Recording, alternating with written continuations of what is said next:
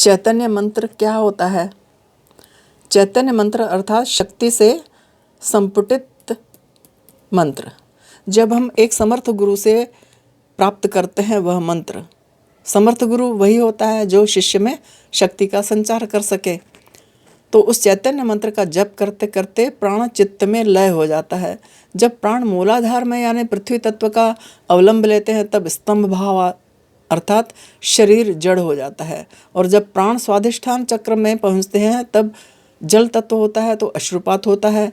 नाभि चक्र अथवा मणिपुर चक्र में जब प्राण स्थित होता है तब अग्नि तत्व होता है जिससे पसीना आदि आने लगता है। और जब विशुद्ध चक्र में प्राण स्थित होता है तो आकाश तत्व होने से मूर्छा या निद्रा आती है।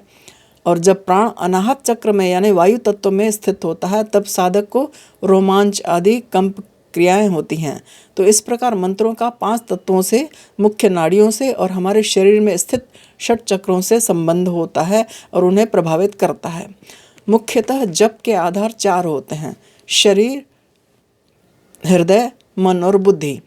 जब शरीर के आधार पर क्रियाएं होती हैं, जप होता है तो स्तंभ भाव होता है, स्थूल क्रियाएं होती हैं।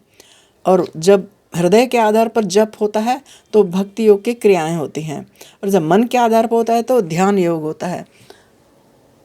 और जब बुद्धि के आधार पर जप की क्रियाएं होती हैं ना, तब वो विचारों की क्रियाएं होती हैं।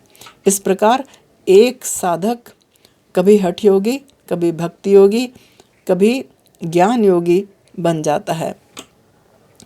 इस प्रकार एक ही साधक कई रूप धारण कर लेता है जप के आधार पर जब उसको क्रियाएं होती हैं तो।